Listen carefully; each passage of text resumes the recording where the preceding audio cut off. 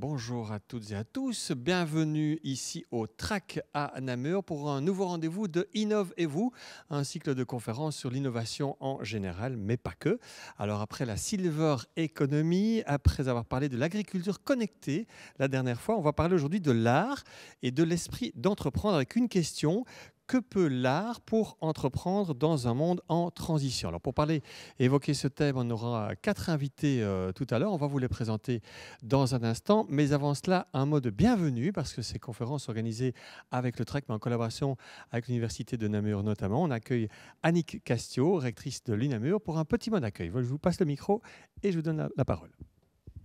Merci beaucoup. Oui, effectivement. Ces conférences Innovez-vous, elles ont été lancées dans le contexte de l'intervention de l'Université de Namur au TRAC. Et celle-ci en particulier est réalisée en collaboration avec le comptoir des ressources créatives, ce qui est évidemment tout à fait pertinent, étant donné la thématique qu'on va aborder. Et en préparant cette petite intervention, je me suis rappelé en fait un auteur que j'aime bien, qu'on utilise beaucoup dans nos recherches, qui s'appelle Chris Argyris. Et donc, cet auteur, qui est un psychologue au départ, il a travaillé sur ce qu'on appelle l'apprentissage organisationnel. Vous allez dire, mais avec quoi elle vient là? Et en fait, il a travaillé sur le fait que quand on apprend au sein d'une organisation, on apprend d'abord avec une première boucle de rétroaction. Ça veut dire quoi? On pose des actions et puis on se rend compte que ces actions ne rencontrent pas l'effet attendu et on va ajuster ses façons de faire. Ça, c'est la première boucle. C'est déjà un petit inconfort, mais ça va. Et puis, à certains moments où l'ajustement, il ne suffit plus. Il faut aller plus loin, c'est la deuxième boucle d'apprentissage. Et là, on va questionner même les règles, les façons de faire. Et donc là, c'est déjà un petit peu plus inconfortable parce qu'il faut potentiellement vraiment se remettre en question. Et alors, plus récemment, des auteurs se sont ressaisis de cet apprentissage organisationnel et ils se sont rendus compte qu'il fallait même aller plus loin, qu'il fallait, dans le contexte actuel des grandes transitions, des grands bouleversements de notre société, aller plus loin dans ce questionnement, que parfois rien que questionner ses règles, ses façons de faire ne suffisait pas, et qu'il fallait parfois même questionner sa culture et son identité. Et je pense qu'on est au cœur du sujet ici. Et en l'occurrence, c'est vrai que quand on a commencé à travailler au niveau de l'Université de Namur sur la créativité et l'innovation, on s'est dit, mais comment on fait en sorte d'amener nos étudiants à penser différemment? Si on veut vraiment faire en sorte que ces étudiants soient des acteurs de ces grands changements, de ces grands bouleversements, soient des entrepreneurs de ces grands changements, de ces grands bouleversements, comment on peut les amener à aller bien plus loin que simplement questionner les règles, c'est déjà bien, mais vraiment questionner la culture, la manière d'être, pas seulement de faire, mais d'être. Et c'est comme ça qu'on a commencé à collaborer, notamment avec des écoles d'art, pour pouvoir amener des techniques créatives au sein d'un certain nombre de cours. Et ça nous a vraiment aidé parce que ce n'est pas du tout ce qu'on retrouve dans les cursus de management, par exemple. On n'utilise pas spécialement ces techniques.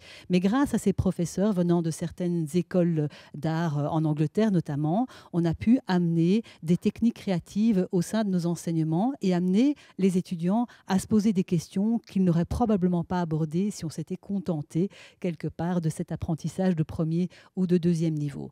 Et donc, je suis vraiment très, très heureuse qu'on ait l'occasion d'échanger entre scientifiques en sciences de gestion et personnes du monde du design, du monde de l'art, pour justement aborder comment l'art, comment la culture peut nous amener à changer nos façons de faire, à changer nos façons d'être, et c'est particulièrement important dans le contexte qu'on connaît. Donc je vais céder la parole aux experts et je vous cède le micro de nouveau. Eh bien, merci beaucoup. Effectivement, casser les codes peut-être, hein, et l'art bouscule et apporte beaucoup de choses. C'est ce qu'on va voir avec nos invités notamment. Alors, on va donc avoir 4 invités avec nous ce soir. Pendant que la première invitée vient nous rejoindre, Claire Anaïs Boulanger.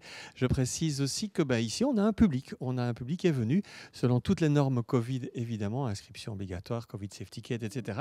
Mais le public est avec nous ici en nombre. En plus, ça fait du bien, ça fait plaisir. Alors, on ne peut plus faire grand-chose. Au moins ici, on fait des choses et ça bouge au TRAC. Alors, on accueille donc Claire Anaïs Boulanger, qui est doctorante à l'UNAMUR sur le thème de la soutenabilité et des organisations alternatives. Alors, elle prépare son PowerPoint et pendant ce temps-là, je vais vous présenter les 3 autres invités. Nous allons accueillir juste après Gaëlle Defeit, qui est illustratrice en fait, qui est aussi connue sous le nom de Gilda Fellé. Oui, vous avez bien entendu, Gilda Fellé. Elle est aussi chargée de projet au comptoir des ressources créatives ici à Namur. On va aussi beaucoup parler parler de ce comptoir qui fait avec beaucoup d'activités ici à Namur et qui fait aussi, qui bouscule un petit peu. Alors, on aura également dans un deuxième temps Flavien Vandeneucker, qui est illustrateur, et Sophie Rollier, qui est graphiste au sein de l'agence de communication Oyo, Oyo H-O-Y-O, une agence de communication, alors j'aime bien moi l'intitulé, qui est une agence de communication créative et attention, pour des projets à impact positif pour la société. Voilà, ils sont avec nous et ils viendront nous rejoindre tout à l'heure autour de la table. Alors donc, Claire-Anaïs Boulanger, vous êtes donc doctorante. La première question, on va voir avec vous, quels sont les constats que vous dressez sur le terrain en matière d'esprit d'entreprendre au niveau des artistes. Alors, on va parler des artistes, mais aussi des artisans, hein, puisqu'on peut les mettre dans le même secteur, évidemment. Quand ils veulent entreprendre, quand ils veulent bousculer les choses, quand ils veulent avancer, il y a certains constats qu'il faut faire. Alors, pas toujours positifs, il y en a certains négatifs, mais je vous laisse dresser ces constats avec un de deux micros, je suppose, sur la table là, n'importe lequel. Je m'adresse à Alex. Oui, très bien, n'importe lequel. Ils sont prêts. Voilà, c'est à vous. Parfait. Merci beaucoup. Bonjour. Oui, donc pour commencer en fait cette séance aujourd'hui, l'idée c'était d'abord de se questionner sur ce que c'était qu'un monde en transition. Et donc en fait généralement quand on parle d'un monde en transition, on part du constat en fait que notre société n'est pour le moment pas durable et qu'on souhaiterait aller dans une transition vers le durable. Et donc là, je suis repartie en fait de quelques constats qu'on connaît malheureusement bien aujourd'hui, mais qui montrent qu'effectivement notre société n'est pas durable. Donc le fait qu'on consomme aujourd'hui plus de ressources que ce que la Terre n'est capable d'offrir en se régénérant. Donc on va plus vite que ce que la Terre ne peut se régénérer. Le fait qu'on assiste à des extinctions massives en termes de faune et de flore. Le fait que depuis 1980, les 1% les plus riches de la population mondiale ont capturé 2 fois plus de croissance que les 50% les plus pauvres de la population mondiale. Et alors, on a vu récemment le dernier rapport du GIEC qui est sorti juste après les inondations auxquelles on a assisté en Belgique et en Allemagne notamment, et qui montre en fait qu'il y a un impact qui est clair de l'homme sur le réchauffement climatique et que en fait si on veut agir pour limiter ce réchauffement climatique, c'est maintenant qu'il faut le faire. Et donc là c'est par exemple une capture d'écran d'une des vidéos qui est disponible sur le site du GIEC où on montre que en fait même en s'en tenant en fait aux niveaux les plus bas de réduction de gaz à effet de serre, et bien finalement on joue en fait avec ce seuil de 1,5 degrés qui est régulièrement mis en avant comme étant un seuil qu'il ne faut vraiment pas dépasser si on veut limiter en fait la hausse des événements climatiques extrêmes. Et donc du coup, dans ce cadre-là, on peut s'interroger sur ce que c'est que la durabilité. Et donc en fait, donc la durabilité en anglais, ça s'appelle donc sustainability. Et en fait, quand on regarde un peu ce qui se passe au niveau de la théorie, on voit que ça a un concept en fait qui génère beaucoup d'intérêt et donc beaucoup de définitions. Mais l'une des plus communément admises, on va dire, c'est celle en fait du rapport de Brundtland qui définit en fait le développement durable comme étant le développement qui rencontre les besoins des générations actuelles, mais sans compromettre l'habilité des générations futures à rencontrer leurs propres besoins. Et en fait, Kuhlmann et Farrington en ont fait une interprétation qui est l'idée de, en fait, la durabilité, c'est assurer les meilleures conditions de vie, les conditions de vie les plus épanouissantes pour toutes et tous, et pas seulement en termes matériels, mais aussi en termes de réalisation de soi. Et ça tout en préservant en fait la nature. Et donc c'est vraiment l'idée d'une balance qu'il faut maintenir en tout temps, donc autant dans l'immédiat que sur le moyen terme que sur le long terme. Et puis se pose alors la question de, en fait, c'est très bien, mais comment est-ce qu'on fait dans le concret, comment est-ce qu'on s'organise, comment nos entreprises en fait peuvent adresser ce challenge de la durabilité. Et donc là, effectivement, les sciences en gestion, elles ont développé toute une série de théories qui vont et d'outils qui ont pour but en fait d'aider nos organisations à faire face à cet enjeu de la durabilité. Et donc là-dedans, on a tout ce qui est responsabilité sociale des entreprises, on a la triple bottom line ou ce qu'on appelle généralement le profit, planet, people. Et donc c'est l'idée des 3 piliers en fait que comprennent le durable. Mais en fait aujourd'hui, à l'heure actuelle, il y a de plus en plus en fait d'auteurs qui disent que ces théories c'est un premier pas, mais c'est pas suffisant. En fait, les critiques qui sont adressées à ces théories, c'est d'abord un manque d'intégration, où finalement, en fait, ce qu'on observe sur le terrain, c'est que, notamment, cette théorie des 3 piliers, c'est que l'entreprise, elle va d'abord se focaliser sur l'économique et chercher à faire du profit, donc qui est sa mission de départ, hein, et puis de temps en temps faire un peu du social et un peu écologique, mais de façon séparée. Alors que ce qu'on dit, c'est que pour vraiment pouvoir adresser cet enjeu de la durabilité, il faudrait que le social et l'écologique soient des contraintes qui soient directement intégrées dans chacune des décisions et des actions de l'entreprise et pas traitées séparément, en fait. Donc ça, c'est une première remarque. Le fait qu'aussi, quand même, sur le terrain, on remarque que le pilier écologique est quand même plus important que le pilier du social, qui lui-même est encore plus important que le pilier de l'écologie. On va critiquer aussi une certaine vision anthropocentrée de ces théories, où finalement, quand on parle de durable, ce qu'on entend souvent, c'est il faut absolument aller vers de la durabilité, parce que sinon, en fait, c'est nos conditions de vie qui s'écroulent. Et donc, en fait, finalement, la seule raison pour laquelle il faut préserver la nature, c'est parce qu'elle est essentielle à l'être humain. Et en fait, ce que disent les auteurs, c'est qu'il faut sortir de cette vision anthropocentrée et partir du principe qu'en fait, l'humain fait partie d'un tout, que l'humain fait partie simplement du vivant, et que les autres vivants de cette terre méritent autant le respect que notre espèce, en fait. Et alors, une dernière critique, c'est le fait que ces théories ne remettent pas forcément en question l'impératif d'une croissance infinie, et que dans un monde qui est fini, cette croissance infinie, en fait, elle est quand même questionnée aussi par toute une série d'auteurs. Et donc, du coup, en fait, dans ce contexte-là, ce que proposent les auteurs, c'est de questionner plus en profondeur, en fait, notre société et ce qu'on appelle ces paradigmes dominants. Alors, qu'est-ce qu'un paradigme dominant ? Un paradigme dominant, c'est une façon de percevoir le monde. En fait, c'est une façon d'être, une façon d'agir, une façon de juger. En fait, c'est une vision particulière de la réalité. On pourrait dire que c'est un peu comme une paire de lunettes qu'on met pour voir en fait la réalité. Et cette paire de lunettes, elle n'est pas forcément consciente, parce que quand un paradigme est collectivement accepté, en fait, tout le monde a la même paire de lunettes. Et donc, il n'y a personne pour dire, mais tu sais, moi, je vois quelque chose de différent de toi. Et donc, du coup, on n'a pas l'impression en fait que notre regard peut être biaisé par cette paire de lunettes. Et donc quand on parle de durabilité, il y a souvent 3 paradigmes, 3 logiques en fait dominantes qui sont mises en évidence comme étant problématiques. Alors c'est pas les seules, c'est simplement celles qu'on va voir le plus souvent dans la littérature. Et donc ces 3 paradigmes, c'est le capitalisme, le patriarcat et le postcolonialisme. Donc là, ce que je vous propose, c'est juste de vous expliquer brièvement ce que c'est que ces paradigmes, et puis de voir en quoi ils sont problématiques. Donc le capitalisme, je pense que tout le monde connaît assez bien, mais donc c'est l'idée d'un système économique en fait qui est orienté vers la production de biens et services et motivé par les profits. Les échanges se passent sur les marchés, et ce qui distingue en fait ce système économique des autres, c'est qu'il a besoin d'une croissance infinie. Le patriarcat. L'idée du patriarcat, c'est que c'est un système, donc comme tout système, il ne peut pas se réduire en fait à la somme de ses participants. Donc on ne peut pas dire le patriarcat c'est les hommes, le patriarcat c'est les femmes. Non, le patriarcat c'est les hommes, c'est les femmes, c'est les relations entre eux, c'est l'environnement, c'est les relations à l'environnement, c'est tout ça. En fait, le patriarcat c'est un type de société qui s'organise en fait autour de types de relations sociales qui vont généralement en fait associer au masculin et au féminin une série d'attributs, et puis qui va consister à dire que les attributs qui sont généralement associés au masculin sont dominants ou plus importants que ceux associés au féminin. Et puis après, on a le post-colonialisme.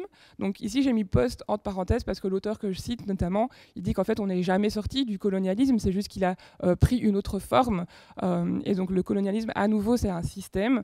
Mais lui, en fait, ce qu'il dit, c'est que y a les territoires du Nord dominent ceux du Sud, que ce soit par le biais de la force, mais ça peut être aussi par le biais de collaboration politique, par le biais de domination économique, etc. Et concrètement, en fait, ça se traduit par une domination de l'espace physique de la culture occidentale, par une réforme de l'esprit des indigènes et par une incorporation en fait, de l'histoire des différentes économies locales dans la perspective occidentale. Et donc finalement, pourquoi est-ce que ces paradigmes et ces logiques, elles sont problématiques d'un point de vue de durabilité ? En fait, pour le comprendre, il faut avoir 2 choses en tête. La première, c'est que, enfin même plus 3 choses, je dirais. Donc la première chose, c'est que le durable, ce qu'il demande, c'est des conditions de vie épanouissantes pour toutes et tous. Et à partir du moment où ces logiques, elles vont définir des valeurs qui sont plus importantes et qu'elles vont en fait cristalliser des rapports de domination, ça ne peut pas en fait permettre des conditions conditions de vie épanouissantes pour tous, c'est une première chose.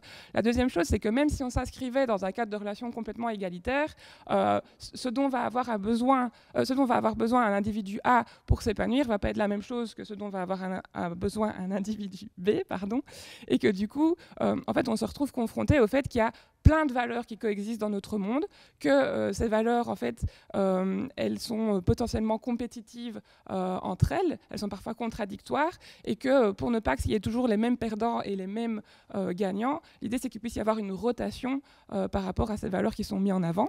Et alors la dernière chose, c'est que on vit en fait dans un monde, dans un environnement qui est perpétuellement en mouvement et où tout est lié. Donc ce qu'on fait au nord impacte le sud, ce qu'on fait au sud impacte le nord, et ainsi de suite.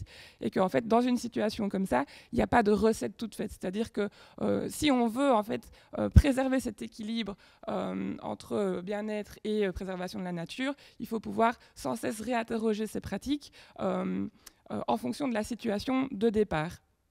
Et en ça, en fait, les logiques dont on a parlé sont problématiques parce qu'elles vont figer en fait notre système autour de valeurs qu'on va estimer comme étant plus importantes ou plus valorisables que d'autres.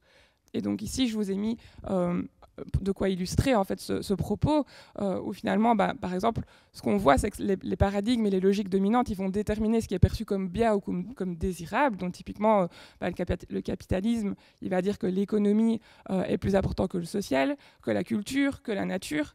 Le patriarcat, il va plutôt avoir tendance à dire que la rationalité, le contrôle et l'efficacité, qui sont plutôt des attributs qu'on associe aux hommes, sont plus importants que l'intelligence émotionnelle, l'humilité, le soin à l'autre, etc.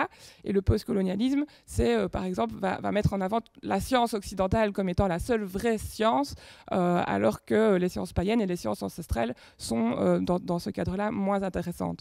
Et donc là, j'ai mis 2 exemples. Donc, le premier, c'est en fait l'interview de Céline Nieuwenhuis, je n'arrive jamais à dire son nom. Nieuwenhuis, à mon avis. Nieuwenhuis, merci.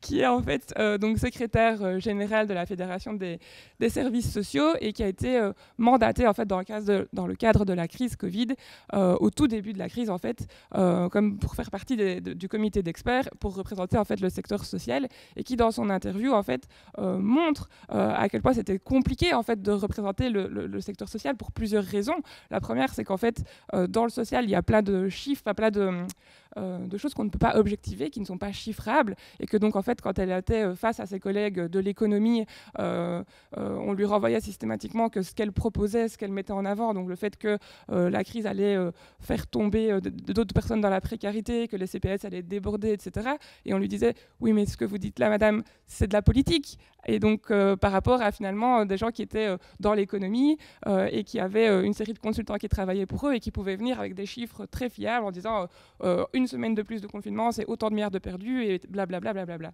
Donc ça, c'était une première difficulté qu'elle mettait en avant et qui montre effectivement cette prédominance de l'économie. Une deuxième difficulté qu'elle mettait en avant également, c'était la difficulté qu'elle avait eue, elle, en tant que femme, de participer à ce groupe d'experts, où elle disait, en fait, moi, je me suis rendu compte que de la difficulté que ça pouvait être pour une femme d'accéder à des postes comme ça clés d'un point de vue décisionnel, dans le sens où c'est très chronophage et énergivore, et en fait moi il n'y avait plus personne pour faire tourner mon ménage, et donc en fait je me suis retrouvée dans une difficulté personnelle en fait à pouvoir assurer cette représentativité du secteur social. Et on sait en fait qu'il y a certains secteurs, typiquement le social, où en fait il y a davantage de femmes qui travaillent, et donc avec une difficulté de pouvoir représenter ces intérêts-là au pouvoir. Et alors le deuxième exemple, en fait, c'est simplement dans le fameux article que je citais précédemment sur le post-colonialisme, il y avait cette idée que en fait, on est venu avec notre science par rapport à la culture dans une idée d'optimisation, de rendement, d'efficacité au niveau de la culture de nos terres, et ça nous a amené à développer toute une série de technologies en fait pour améliorer le rendement en fait de notre agriculture, etc. Et en fait, ce qu'on s'est rendu compte par la suite, c'est que cette façon de cultiver en monoculture a amené un appauvrissement des sols, et donc aujourd'hui, on est sur un retour vers la permaculture, etc. Et en fait, ce que des indigènes vous diront, c'est qu'eux n'ont jamais cessé de le faire. En fait, ça fait très longtemps qu'ils sont au courant que de la monoculture, ça appauvrit le sol, et qu'eux sont restés à cette optique de diversité de culture. Et donc ça, voilà, typiquement, en fait, toutes ces logiques, en fait, elles amènent en fait des déséquilibres qui se creusent et qui persistent, puisqu'elles disent toujours plus de la même chose, et qu'en plus, ces déséquilibres font que des voix restent inaudibles, et donc du coup que les déséquilibres ne sont pas corrigés, parce qu'ils ne sont pas représentés, ils ne sont pas écoutés, on ne leur donne pas de la valeur, et la COP26 en a un excellent exemple. En fait, ce qu'on sait d'un point de vue réchauffement climatique, c'est que la pollution, elle est majoritairement faite par les pays du Nord, par les pays riches, et par contre, ceux qui payent les pots cassés, c'est les pays pauvres, c'est les pays du Sud. Et donc, en fait, un des points qui a été abordé à la COP26, qui avait déjà été demandé par les pays du Sud à la COP25, c'était les mécanismes de perte et de dommages, en disant, mais en fait, nous sommes ceux qui payons les pots cassés, alors que ce n'est pas nous qui polluons, et comme on est pauvre, on n'a pas les moyens de s'adapter à ces changements. Et donc, est-ce qu'on ne peut pas mettre en place des mécanismes d'aide qui vont nous permettre de faire face, en fait, au changement climatique? Et en fait, c'est systématiquement refusé. C'est systématiquement refusé parce que, de nouveau, c'est des pays qui ont moins de force économiquement. C'est une culture qui n'est pas occidentale. Et en plus, on sait que les personnes dans le Sud qui vont le plus souffrir du réchauffement climatique, ce sont les femmes, parce que ce sont les femmes qui cultivent la terre, ce sont les femmes qui vont chercher de l'eau, ce sont les femmes qui doivent s'arranger pour nourrir leur famille. Et donc, on voit en fait à quel point le fait que ces voix soient inaudibles ne permet pas la rectification des déséquilibres. Et donc, dans ce cadre-là, on peut se poser la question, en fait, pour aller plus loin, pour aller au-delà de la RSE, pour aller au-delà de ces 3 piliers, comment est-ce qu'on fait, en fait, pour sortir de ces paradigmes dominants, et quel est le rôle de l'art et de la créativité? Et ça rejoint ce que disait Annick, c'est en termes d'apprentissage, c'est comment on fait pour changer notre façon d'être au monde, notre identité, notre culture. Et donc, pour répondre à cette question, je pense que ça va être la place à la suivante. Ok, allez. Oui, très bien, c'est une introduction très, très générale. Alors, c'est de rentrer dans le concret aussi maintenant, avec notre intervenante suivante, Gaëlle Defeit, qui va nous rejoindre. Comme je vous le disais donc tout à l'heure, Gaëlle est illustratrice. Ça, c'est une de ses casquettes, son aspect artistique, on va dire. Hein. Et puis après, il y a aussi l'aspect plus pragmatique de son travail dans le comptoir des ressources créatives à Namur. Alors, on va voir aussi ce qu'est le comptoir des ressources créatives et ce que propose le comptoir généralement. Un petit mot quand même. Je vais vous présenter comme illustratrice connue sous le nom de Gilda Fellé. Alors, une petite explication quand même sur ce surnom ou ce nom-là, en fait. Alors, un micro, avec le micro, c'est mieux que le micro. Voilà, ouais. C'est tout bête, en fait, c'est un anagramme un petit peu travaillé de mon prénom et de mon nom de famille. C'est une collègue à moi qui l'a trouvé et je trouvais que c'était chouette, que ça correspondait bien à ce que je faisais. L'aspect fêlé. Oui. C'est ce que vous aimez bien aussi, quand même. Ok. Là, par contre, on doit être concret, effectivement. Alors, donc, on va voir ensemble comment vous, concrètement, ça se passe dans votre vie et dans vos différentes réalités, je dirais, d'artistes et d'accompagnatrices. Et puis, nous présenter aussi le comptoir des ressources créatives, tout son travail. Voilà, je vous laisse la parole. Merci. Donc bonsoir à tous. Donc moi c'est Gaëlle, je suis ici sous donc ces 2 casquettes. Hein. Le fait que je suis chargée de projet au CRC de Namur et également illustratrice. Donc je vais aborder ces 2 aspects-là dans le temps qui m'est offert ici, en essayant de faire un maximum écho avec le sujet qui nous rassemble ce soir. Voilà, ça rejoint ce qu'a déjà annoncé Anaïs dans sa première partie de présentation. Ça fait un bon moment qu'on est toutes et tous confrontés à des problématiques profondes liées au dysfonctionnement de la société et qu'on y est toutes et tous d'une façon ou d'une autre sensibles. Alors voilà, comment donc bouger ces lignes, transiter vers d'autres possibles et à ma petite échelle, qu'est-ce que moi je suis capable de faire? C'est une question que je me pose. Comment trouver la force d'agir et comment la transmettre? Alors, je ne suis pas du tout une bonne théoricienne, hein, je suis plutôt dans l'intuition et dans le ressenti. Et donc, ce que je veux vous exprimer ici, c'est les éléments qui me sont venus en discutant avec d'autres autour de moi pour préparer cette intervention, qui, j'avoue, me sort un petit peu de ma zone de confort, donc soyez indulgents. Voilà, donc depuis quelques années, j'essaye donc dans cette optique d'action à mon échelle de mettre mes compétences au profit de projets qui sont porteurs de sens. Tenter d'abord d'œuvrer pour l'expression de toutes et de tous via mon travail au CRC Namur.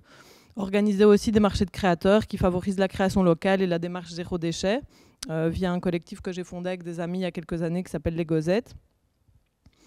S'ouvrir aussi à d'autres points de vue via l'art et la culture et exprimer les miens. Mais comment ?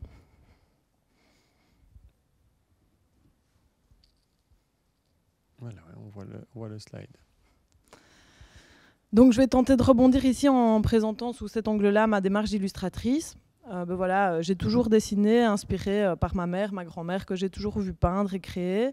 J'ai suivi des ateliers par-ci par-là, appris de façon autodidacte ou accompagnée à m'exprimer via l'illustration. Et le fil rouge, la thématique principale dans mon travail actuel, elle s'est un peu imposée d'elle-même en fait depuis quelques années, sans trop vraiment que j'y réfléchisse ou que je la mentalise. Mais cette thématique, c'est la femme.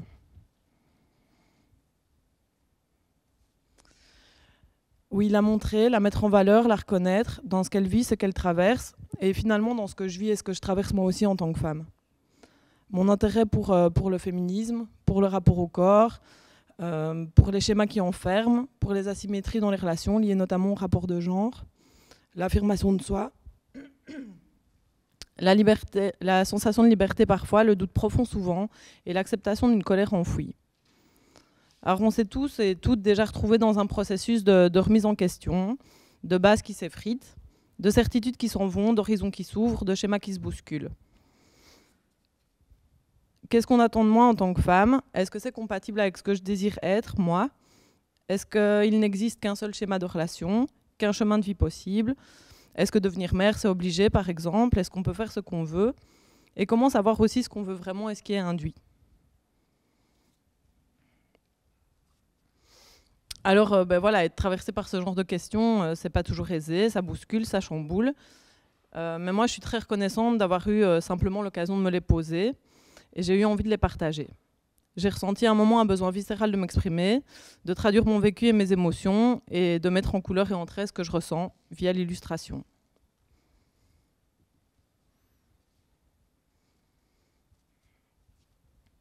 Alors pourquoi l'illustration? Pour l'aspect direct, la multiplicité des techniques possibles, crayon, marqueur, des techniques simples et accessibles qui me permettent de rester spontanée. Mais aussi pour la signification première du verbe illustrer, rendre compréhensible, attrayant. Pour moi, l'illustration, c'est quelque chose qui peut prendre 1000 formes, qui permet un traitement léger, direct, qui me correspond bien, et de garder aussi une certaine spontanéité. J'ai l'impression qu'elle permet de traiter les messages avec douceur, avec légèreté, et pourquoi pas un peu d'humour parfois. Parce que je vois l'illustration aussi comme une forme d'expression qui est plus libre et plus décomplexée, et peut-être moins codée que certaines disciplines artistiques, et qui est aussi plus facilement partageable et accessible. En tout cas, c'est certain que voilà, créer ces images, ça me fait du bien, ça m'aide à prendre du recul, et sans prétention aucune, je me suis dit que peut-être elle pourrait faire du bien à d'autres. Donc à un moment, j'ai été mise en confiance par des personnes précieuses autour de moi, et j'ai franchi le pas. Et j'ai commencé à montrer mon travail, d'abord sur les réseaux sociaux, comme beaucoup de monde, et puis ensuite par des projets d'expo. Je voulais voir si ça faisait écho. Et je me disais que même si l'image partagée résonnait chez une seule personne, c'était déjà beau. Comme moi, en fait, en lisant, en écoutant, en découvrant des auteurs, des autrices comme Mona Chollet, Liv Stromquist, en écoutant les podcasts de Victoire Tuaillon, Le cœur sur la table notamment, les récits et les images d'autres personnes ont fait écho chez moi, tout simplement.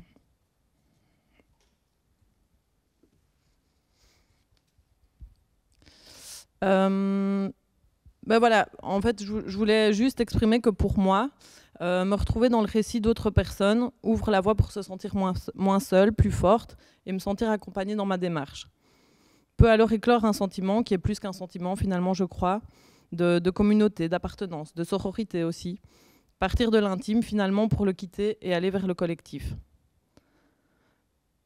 Peut alors, à ce moment-là, il me semble, naître cette envie de se mettre en marche vers l'action, pour soi, mais aussi avec les autres.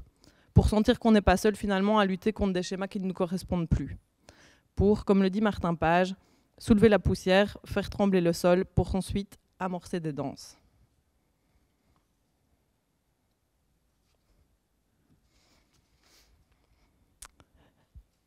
La multitude de points de vue et de récits que m'offrent les livres, les podcasts, les films, les séries, les comptes Instagram est infinie. Et les moyens d'expression aujourd'hui, de vécu et de questionnement se décuplent.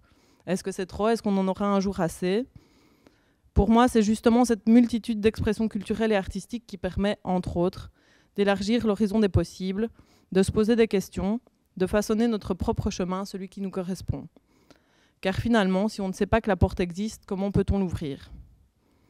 Et je pense que simplement pour cela, c'est important que chacun, chacune ait la possibilité et les moyens de s'exprimer, de faire écho, d'ouvrir des nouvelles portes dans une industrie culturelle qui souvent nous offre des modèles limités ou limitants et où tous les discours et regards sur le monde ne trouvent pas leur place.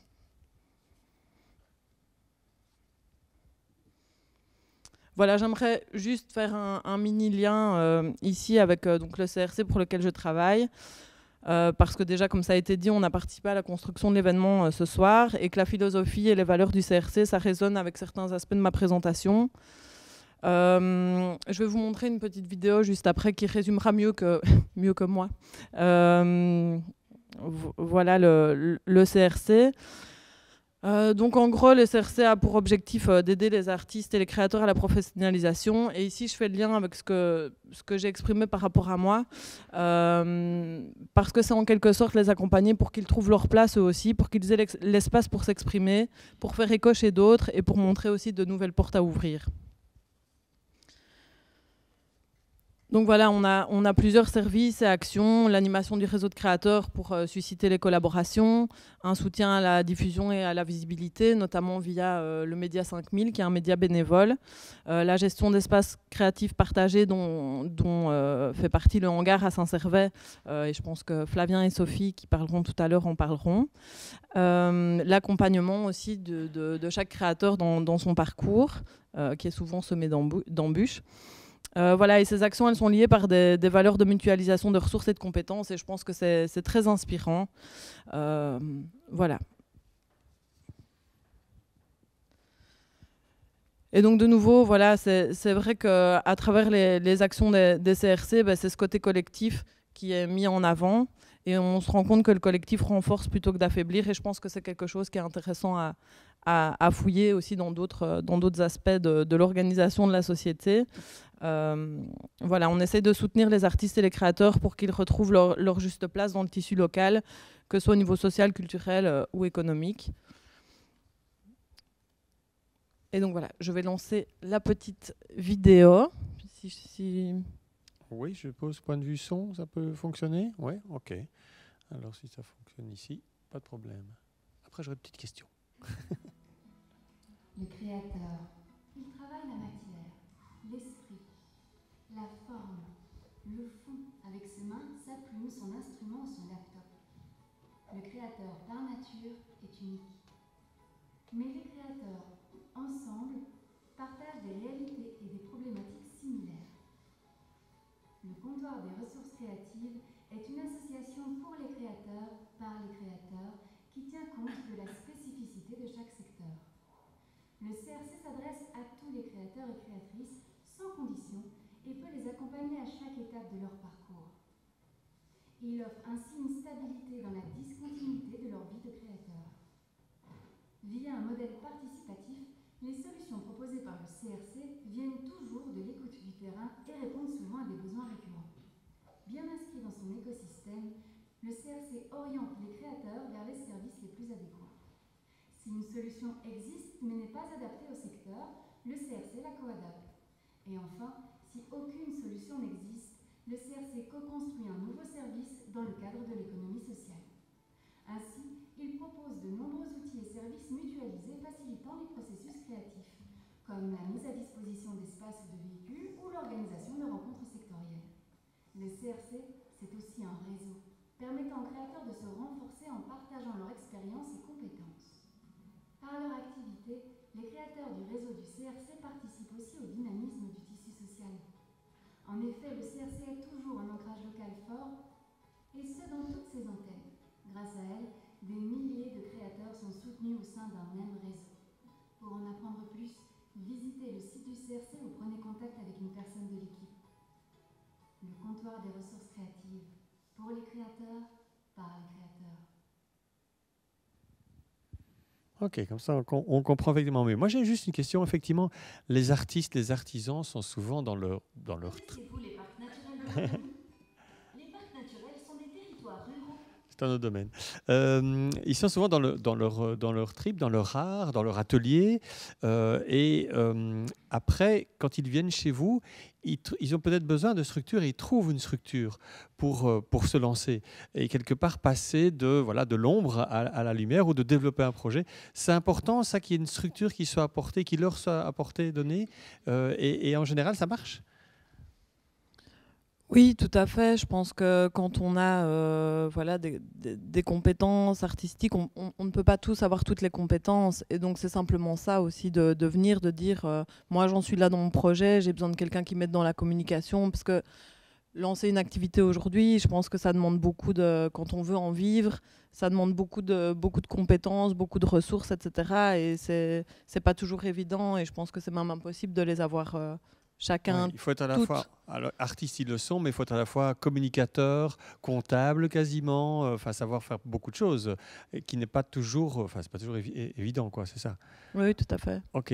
Et le succès du comptoir des ressources créatives est avéré au fur et à mesure des années. Vous avez beaucoup de projets qui, au départ, des artistes étaient un peu voilà, perdus, et puis maintenant, en ont fait leur business.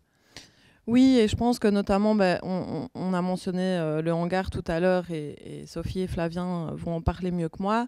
C'est sûr que quand on accueille des projets au sein d'un lieu collectif comme ça, les synergies se créent, les compétences se partagent, et donc on a vu beaucoup de projets naître au hangar, et puis un peu prendre leur envol, quitter un peu le nid et partir vers d'autres choses. J'ai comme exemple Sébastien Dehu, qui est menuisier et qui maintenant a des employés, a pris un entrepôt plus grand à Spi, parce qu'il commence vraiment à développer son activité de façon totale.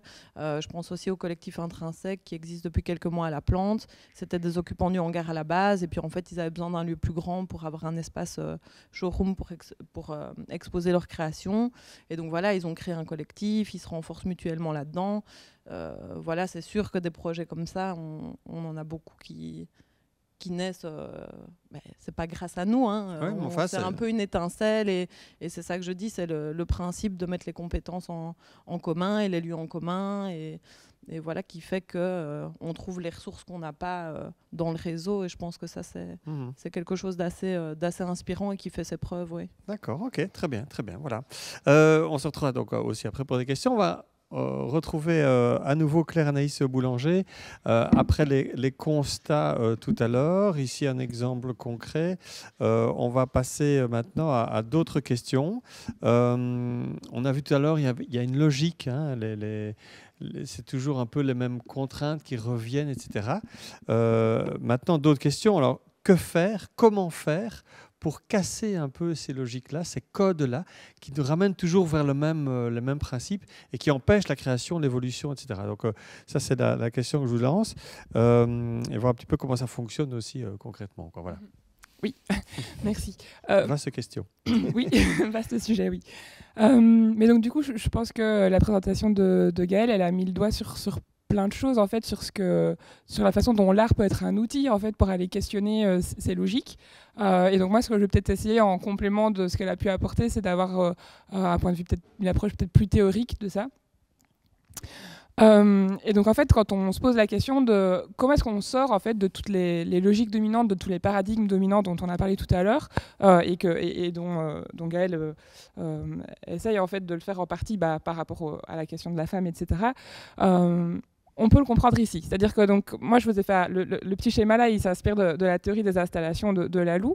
Et en gros, qu'est-ce qu'il dit? Il dit que en tant qu'être humain, nos comportements, ils sont en fait orientés par 3 piliers.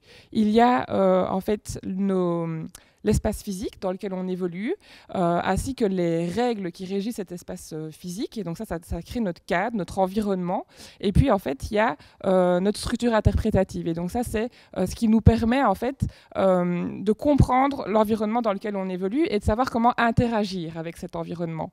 Et donc du coup, les deux n'évoluent pas indépendamment l'un de l'autre. C'est-à-dire que comme notre structure interprétative, donc notre sens, notre possibilité de faire sens de l'environnement, en fait, il se construit au fur et à mesure de notre expérience, de notre vécu, de tout notre apprentissage.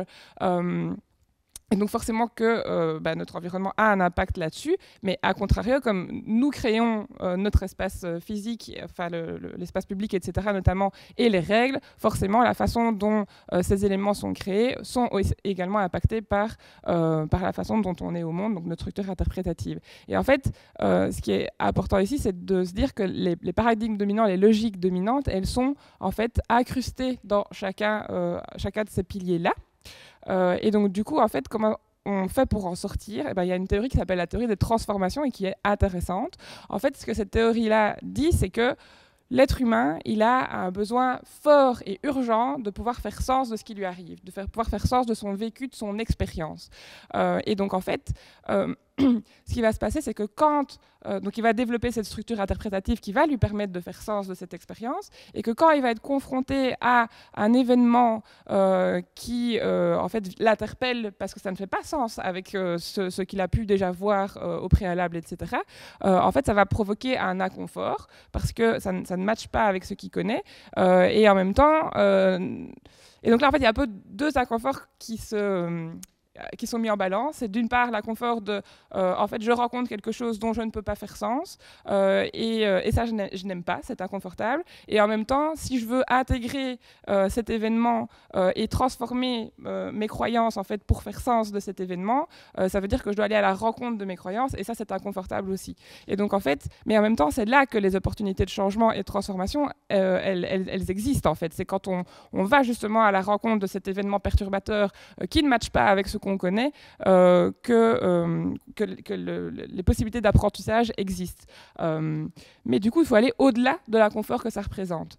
Et en ça, en fait, l'art est intéressant. Pourquoi ? Parce que bon, déjà, premièrement, l'art rend visible. Donc, par rapport à tous les déséquilibres et toutes les voix inaudibles dont on a parlé tout à l'heure, en fait, l'art leur rend une place dans l'espace public parce qu'il concrétise ça, en fait, d'un point de vue matériel. Donc, par exemple, quand le Mexique décide de remplacer une des statues de Christophe Colomb par celle d'une femme indigène, bah, ça a un symbole fort. C'est quelque chose que tout le monde voit. Ça envoie un message au-delà de l'art. Le street art est quelque chose de très fort aussi parce que c'est un art qui peut, en fait, qui est accessible à tous, c'est-à-dire que là où, par exemple, dans des musées, il va y avoir seulement une certaine catégorie de la population qui va y aller, le street art, finalement, tout le monde peut être confronté à ça, et donc ça permet aussi de replacer des questions de société, en fait, au cœur de l'espace public. Et donc, rendre visible, c'est une chose, mais il ne va pas seulement rendre visible, il va rendre regardable, c'est-à-dire que, comme on l'a vu, quand quelque chose ne fait pas sens, quand quelque chose dérange, en fait, notre façon d'être au monde, notre façon de faire tous les jours, eh bien, on peut avoir tendance à le mettre sous le tapis parce que c'est pas confortable, et alors que l'art le rend esthétique en fait. Et donc on va se laisser plus facilement questionner par quelque chose d'esthétique que par exemple par un sans-abri qui viendrait faire la manche et qui nous met en fait dans notre inconfort, voilà, en termes d'expérience. Et donc ça c'est finalement un premier avantage de l'art.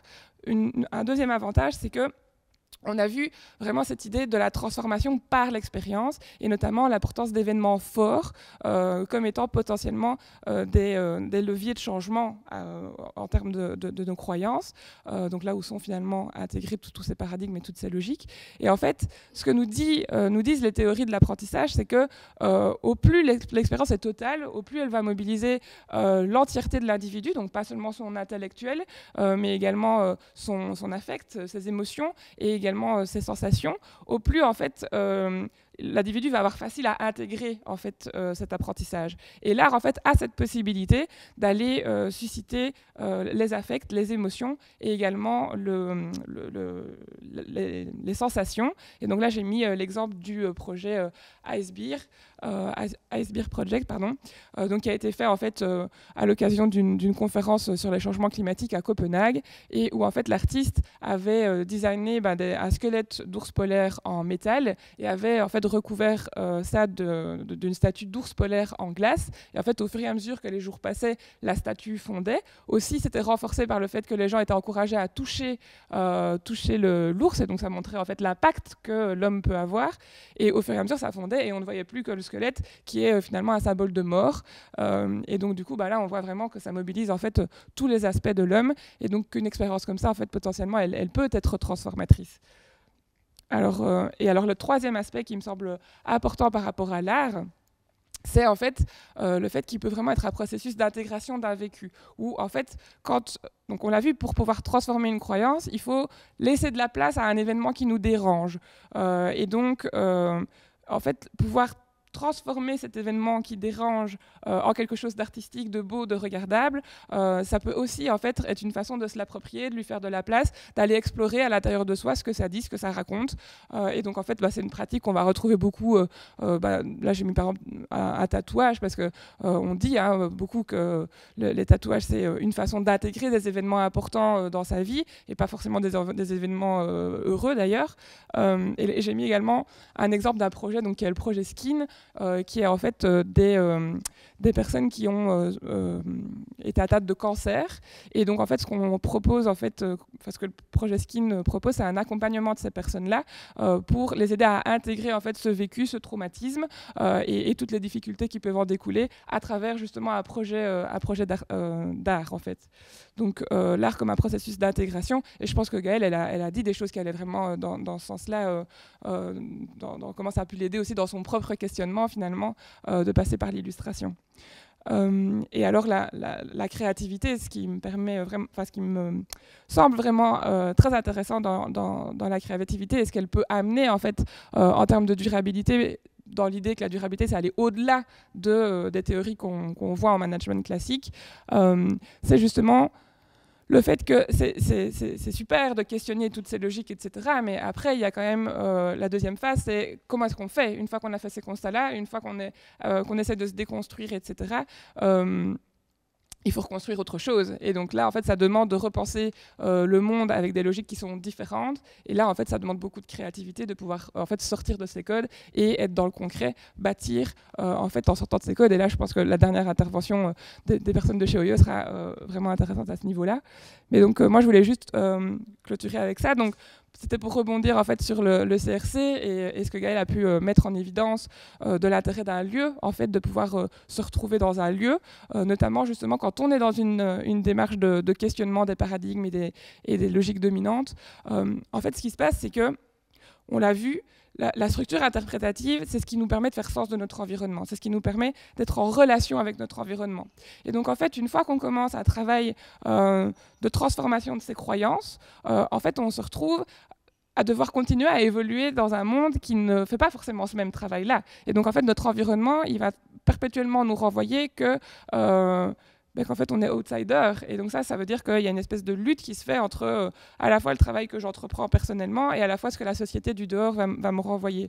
Et en fait, le fait de pouvoir se retrouver dans des lieux avec d'autres personnes qui sont dans des démarches similaires, ça permet en fait de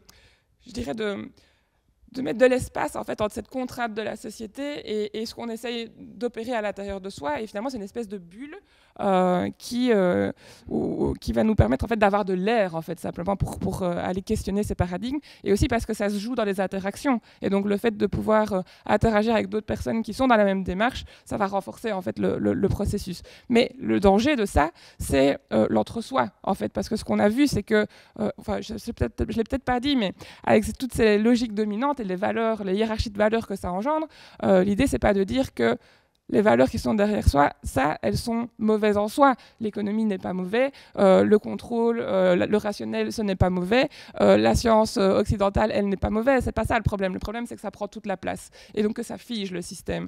Mais le problème, le danger en tout cas d'un lieu, comme de lieu où on se retrouve entre guillemets entre personnes voulant penser l'alternative, en fait, c'est de se retrouver de nouveau avec un entre-soi, de nouveau avec que des personnes qui portent les mêmes lunettes et du coup plus personne qui est capable d'aller questionner ce qu'on est en train de bâtir, et donc de figer de nouveau le système, mais autour d'autres logiques simplement. Et donc là, la diversité est vraiment intéressante à garder dans ces lieux. D'accord, mais ça réconforte d'être plusieurs dans un même lieu, de savoir qu'on pense la même chose, ouais. Mais il ne faut pas en rester en vase clos, il faut sortir de nouveau. En fait, si je comprends bien, tout le temps se re-questionner, se remettre en question et aller vers l'autre. C'est vraiment une posture de mouvement, en fait. Oui, c'est ça, ouais. D'accord. Bousculer pour avancer. Quoi, en fait. Exactement. Ouais, voilà. J'ai compris. Ok, très bien. On accueille nos deux derniers invités qui travaillent pour la même agence de communication qui s'appelle Oyo. Donc, pour rappel, c'est l'agence de communication, une agence de communication créative pour des projets à impact positif pour la société. Alors, on va être positif optimiste, évidemment. On accueille donc Sophie Rollier, qui est graphiste au sein de Oyo, et Flavien Van de Neuker, qui est illustrateur. Voilà. Je vous laisse présenter à la fois l'agence, votre agence de communication, comment vous travaillez, comment vous accompagnez les projets, les artistes, les artisans, etc. Et aussi la réussite que vous avez, parce qu'il y en a. Voilà, je vous laisse présenter. Merci. Mais voilà, avant de vous parler du studio Oyo, comme Gaëlle l'a signalé tout à l'heure, il faut revenir quelques années en arrière et à la création du hangar, qui est un espace de coworking partagé. Après avoir travaillé de nombreuses années en tant qu'employé, en tout cas dans le studio, en tout cas, on avait tous un statut d'employé à la base, mais ce statut de travailleur ne nous correspondait plus. À un certain moment, on avait besoin d'un alignement personnel, plus de liberté, plus de créativité, et tout ça nous a conduit vers l'activité de freelance. Mais quand on est freelance, en tout cas pour notre cas, on travaillait tous un peu chez soi, à domicile, on est un peu tout seul, et c'est parfois un peu compliqué. Et l'envie en fait de trouver un espace de coworking partagé était vraiment très important pour nous à ce moment-là. Et le hangar est arrivé juste au bon moment, en tout cas pour nous.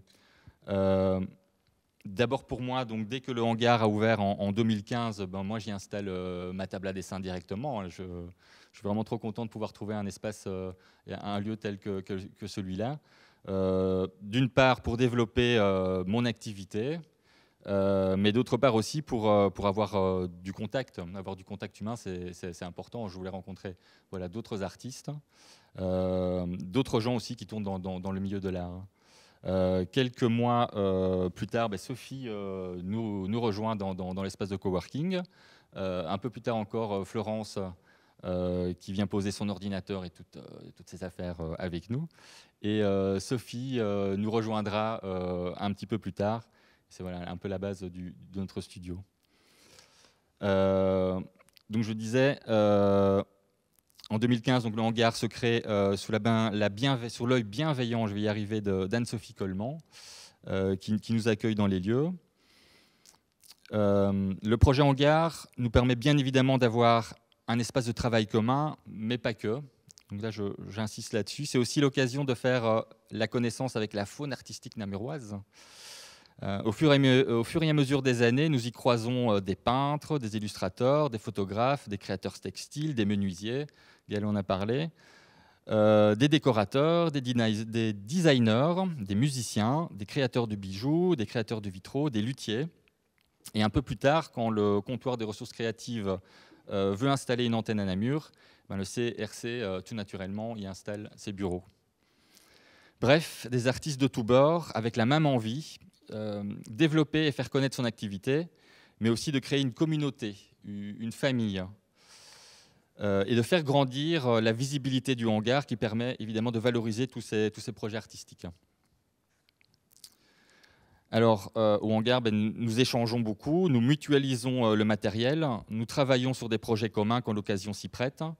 Nous organisons des événements divers, des expositions, des concerts, des barbecues, des marchés de créateurs, les 24 heures d'images, des ateliers divers, que ce soit autour de la sérigraphie, du tournage de bois ou de la risographie. Alors, toujours en ayant à l'esprit de promouvoir tous ces artistes et tous ces artisans et de transmettre cette culture en rendant ces initiatives accessibles à tous. Alors c'est dans ce contexte, donc revenons au studio Oyo, c'est dans ce contexte qu'en 2019, Sophie, Florence, Adeline, qui faisait partie du projet début mais qui quittera l'atelier par la suite pour voguer vers d'autres aventures, et moi décidons, dans ce même esprit de collaboration, de créer notre studio de communication, le studio Oyo. Nous voulions avec ce projet nous présenter sous une identité commune et mettre nos compétences en commun. Sophie en tant que graphiste, Florence en tant que motion designer, Adeline en tant que traductrice visuelle et moi en tant qu'illustrateur. Alors au début, on crée un site internet qui présente bien, nous mettons nos travaux en valeur. Et puis, il nous manquait un petit quelque chose. Il nous manquait quelqu'un pour démarcher, pour faire du démarchage tout simplement. Nous passons une annonce, nous faisons évidemment marcher le réseau. Nous rencontrons alors Sophie Cox, qui qui nous rejoint donc au studio. Le courant se passe bien, elle comprend notre démarche et nos demandes. Elle donne un réel coup de boost à notre projet et ensemble, nous décidons de l'orienter davantage vers les projets à teneur pédagogique. Cela nous semble cohérent de par les compétences que nous avons à notre disposition. Alors, au fil des discussions, une nouvelle réflexion prend forme et 3 questions se posent à nous. Comment donner du sens à notre projet ? Comment faire passer des valeurs personnelles, d'éthique, de durabilité et d'authenticité à travers un projet professionnel ? Et puis comment nous démarquer d'une boîte de communication classique ? Alors nous avons déjà à cœur de contribuer à un monde meilleur et nous constatons souvent que les initiatives ou les projets que l'on peut qualifier à impact positif pour la société manquent régulièrement de créativité dans leur communication et finissent bien souvent par toucher qu'un public initié. Et pourtant, les solutions innovantes foisonnent parmi les initiatives qui œuvrent pour un monde plus durable. Alors, pourquoi ne pas mettre nos compétences au service de ce type de projet ? La réflexion continue, nous décidons ensemble de nous faire aider par une structure d'accompagnement, Azimut pour ne pas la citer, mais qui fut un révélateur pour nous. Nous suivons des ateliers autour des valeurs profondes qui nous animent, autour des talents de chacun ou encore autour du développement du collectif au sens large. Cet accompagnement permet de nous légitimer, nous conforte dans la vision que nous avons pour notre studio et nous permet dès lors un ancrage plus profond dans les valeurs qui nous tiennent à cœur. Et je passe la parole à Sophie. Merci Flavien.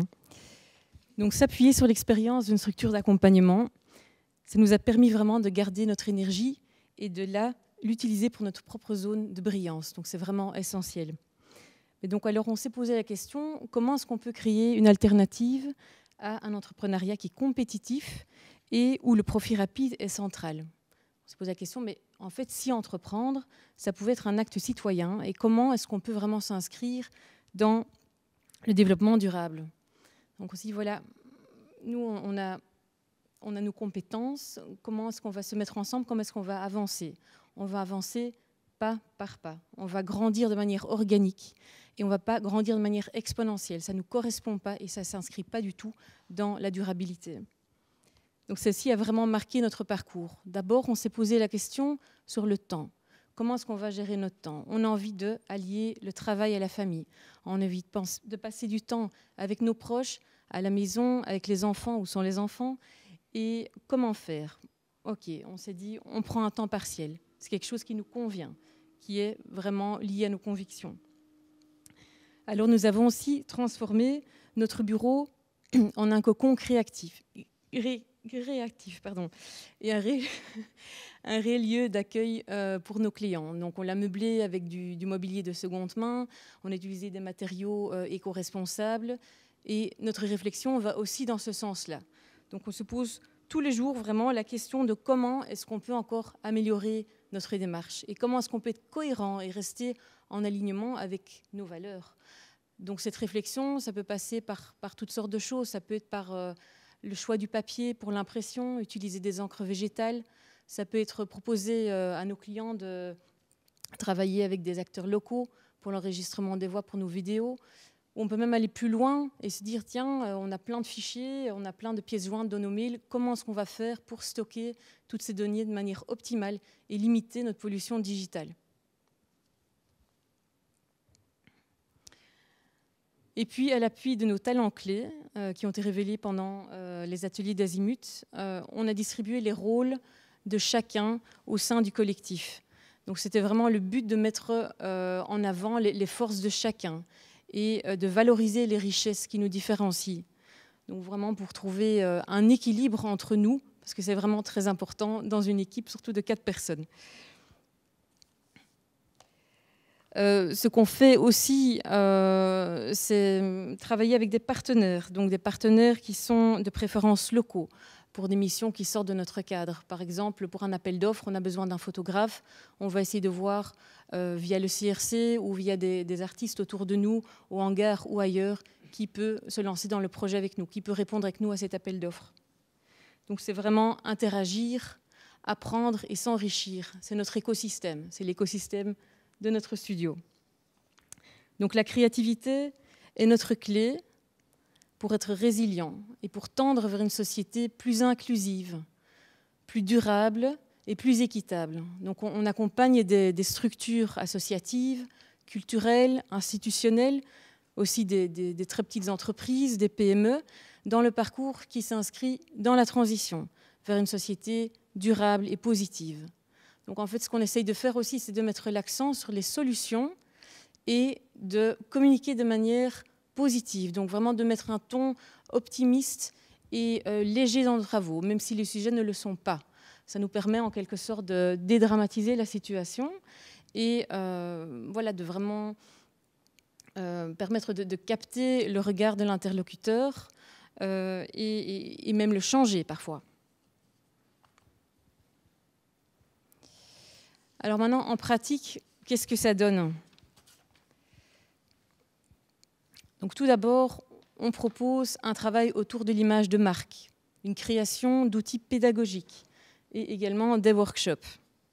Donc chaque projet est réellement une immersion dans la réalité du client et un plaisir de collaboration. Et à travers les différents objectifs du développement durable, nous allons vous présenter nos projets pour refléter au mieux voilà, l'idéologie créative et durable de notre studio. Et je repasse la parole à Flavia. Et je reprends le micro. Oui, complètement. Donc ici, on va vous présenter voilà, une partie de nos projets. Voilà, on a essayé de résumer un petit peu tout ça. Voilà, les projets sont tous, voilà, pour nous en tout cas, ça nous tient vraiment à cœur et sont passionnants. Donc on a essayé vraiment de résumer ça, mais il y a tellement de choses à dire. Donc là, ici, on va commencer avec la conciergerie. On en a un peu parlé avec Gaël tout à l'heure. C'est le projet le projet de Meriem avec Intrinsèque.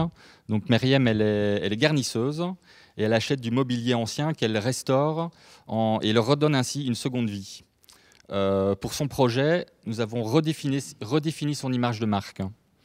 Après un workshop, nous avons réorienté sa communication en mettant encore plus en valeur son projet en termes de recyclage, de revalorisation de meubles de seconde main, en utilisant des matériaux éco-responsables et proposés à la vente en circuit court. Alors, par la suite, nous lui avons créé un nouveau logo qui correspond encore plus à l'image qu'elle a voulu transmettre.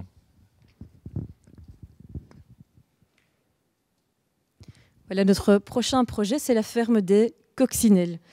Donc, la ferme des Coccinelles, c'est une petite exploitation familiale qui est basée à Rance. Et depuis une vingtaine d'années, ils font de l'élevage de vaches limousines en bio. On a commencé avec un workshop, d'abord pour extraire toutes les particularités du projet de la ferme des Coccinelles. Ensuite, on a fait le développement de l'identité visuelle, tout en gardant des notions et des valeurs d'authenticité, de tradition, mais aussi en donnant un côté moderne à l'identité.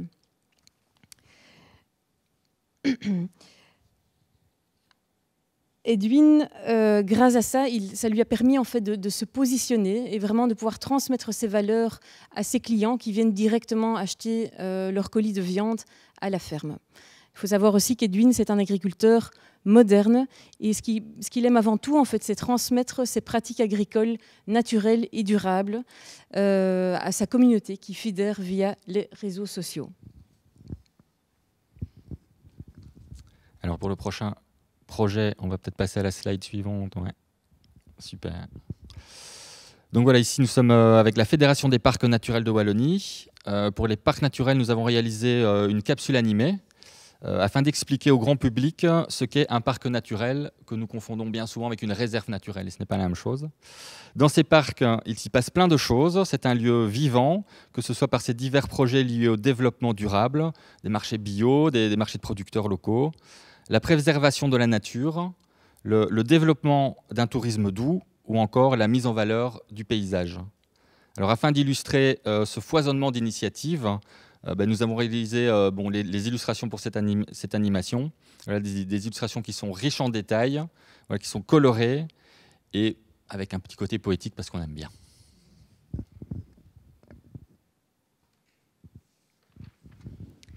Ensuite, on vous présente le projet de Nos Moulins. Donc, Nos Moulins, c'est une coopérative citoyenne active dans la production d'énergie renouvelable, dans l'éolien. On a créé un toute boîte pour eux. Donc le but ici, c'était vraiment de transmettre leurs valeurs au public local et ainsi donc agrandir la communauté d'acteurs de la transition énergétique. Donc on a utilisé pas mal de couleurs douces, pastel et toutes les photos évidemment de la coopérative pour mettre en valeur leur message et en mettant en exergue vraiment les choses importantes pour les coopérateurs et pour la coopérative. Donc on a aussi imprimé le tout de boîte sur du papier recyclé chez un imprimeur local parce qu'on trouvait que c'était nettement plus cohérent voilà, que de travailler avec une plateforme en ligne par exemple et que c'était plus cohérent avec leur projet. Alors pour le prochain projet, initié par le GAL Meuse Campagne, le projet Histoire agricole. Pour le projet Histoire agricole, nous avons réalisé 3 cartes pour des balades familiales qui ont pour objectif de faire comprendre et découvrir aux néo-ruraux la réalité de la vie paysanne passée et actuelle. Chaque balade raconte l'histoire d'un de ces villages sous forme de dialogue entre un grand-père et sa petite-fille. Alors notre volonté était d'être au plus proche des familles et en les accompagnant avec les 2 petits personnages que nous avons créés. Donc il y a la petite Lison et son papy qui se baladent un peu dans tous ces villages. Et c'est aussi une volonté de notre part d'utiliser ces 2 personnages pour ces dialogues. Voilà, nous voulions mettre vraiment l'accent sur le côté de transmission intergénérationnelle.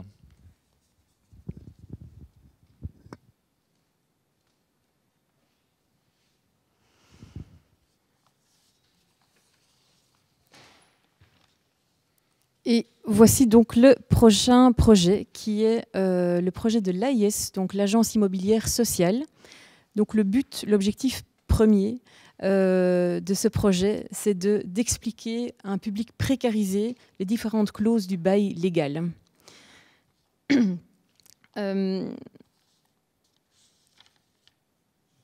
Voilà, donc pour en fait... Pardon, je recommence. Voilà, donc le but ici vraiment, c'est de autonomiser un public précarisé en leur expliquant tous les termes du bail légal. Ça les rend autonomes, ça leur permet aussi de s'épanouir, de trouver une certaine confiance. Donc on a créé tout un univers coloré pour justement rendre le contenu aussi accessible, des illustrations très ludiques pour rendre le projet vraiment et mettre un accent sur le côté inclusif du projet. Le projet s'articule en 3 volets. Donc, on a fait la mise en page du bail légal en tant que tel. On a fait une traduction visuelle qui explique les grandes lignes du bail légal. Et à l'appui, il y a aussi une vidéo qui explique encore plus en détail certains aspects du bail légal. Donc voilà pour le dernier projet, parce qu'il en faut bien un dernier. Voilà un sujet qui est peut-être encore dans l'actualité. Là, j'ai cru voir passer des choses. Pour le projet l'ISACAR, donc en collaboration avec Inter Environnement Wallonie, nous avons réalisé une petite animation qui prône l'utilisation d'une voiture plus légère, plus compacte et moins puissante pour limiter l'impact automobile sur la planète et sur la sécurité routière. Alors nous avons joué la carte de l'humour avec des personnages ronds et colorés, parce qu'on ne voulait pas évidemment stigmatiser et culpabiliser le public qui aurait peut-être et qui roulerait peut-être dans des voitures beaucoup plus puissantes, style 4x4 et SUV, pas les citer. Donc l'objectif premier étant d'abord de sensibiliser le grand public à cette thématique et de les faire passer à l'action en leur faisant signer la charte l'ISACAR et ainsi donc alerter les responsables politiques en les poussant à agir. Nous sommes arrivés à la fin de la présentation de nos projets et vous avez ainsi fait connaissance avec le cercle vertueux d'Oyo que je vous explique sur la slide suivante. Donc, si on commence tout en haut, près de l'ampoule, on voit qu'un projet à impact positif, en passant par les outils créatifs d'Oyo, ils pourront être vulgarisés, rendus lisibles et accessibles. Le public touché va entrer en action et va agir lui aussi pour une société positive. Et nous pouvons tous imaginer qu'une société positive est plus enclin à engendrer des projets à impact positif. Donc on est convaincu chez Oyo qu'une communication créative mène vers une société positive. Et n'est-ce pas l'essence de l'artiste de se poser des questions et de provoquer des émotions chez son interlocuteur. Merci pour votre écoute. Merci. Ok, on peut applaudir, hein. Oui, c'est pas interdit. Alors moi j'ai une petite question. C'est le côté capitaliste qui revient. C'est pas bien, hein. C'est bien. Mais est-ce que donc on voit bien que vous êtes en phase avec votre projet, avec vos objectifs, avec aussi votre conscience. Mais est-ce qu'à côté de ça, ça fonctionne dans le sens où vous avez les clients que vous voulez avoir? Est-ce que vous avez un budget équilibré? Est-ce que est-ce que tout match quoi? Voilà. On est encore en début de projet. Là, donc ici, le studio, ça fait maintenant 2 ans qu'il est mis sur pied, avec évidemment toutes les phases dont on vous a parlé. Donc il y a vraiment une évolution dans notre démarche et dans notre questionnement. Et ici, sur les quelques mois qui se sont écoulés, ben oui, les projets sont venus un peu à nous et on a communiqué en tout cas sur les réseaux sociaux, sur Internet, de cette manière-là. Et je crois que les gens se sont reconnus, enfin en tout cas les porteurs de projets se sont reconnus et sont venus naturellement un peu vers nous. Donc oui, pour l'instant ça fonctionne bien. On a quand même pas mal de retours positifs et de chouettes collaborations, donc quelques-unes qu'on vous a montrées. Oui, parce que c'est la preuve, voilà, vous êtes en phase avec ce que vous avez toujours voulu. Vous avez votre temps partiel, si je comprends bien, pour consacrer du temps avec la famille, etc. Mais ça va, ça marche, quoi. Oui, tout à fait. Si je peux encore ajouter quelque chose, donc le temps partiel, on travaille chacun en 4/5e. Et effectivement, il y a un équilibre à trouver au niveau de nos clients. C'est sûr qu'on a, vu qu'on travaille pas mal dans le non-marchand, c'est sûr qu'il y a une certaine proportionnalité de clients qui ont des budgets moindres, auxquels on essaye de s'adapter. Mais voilà, il y a d'autres clients aussi qui ont des plus gros budgets. On essaye de trouver un équilibre comme ça.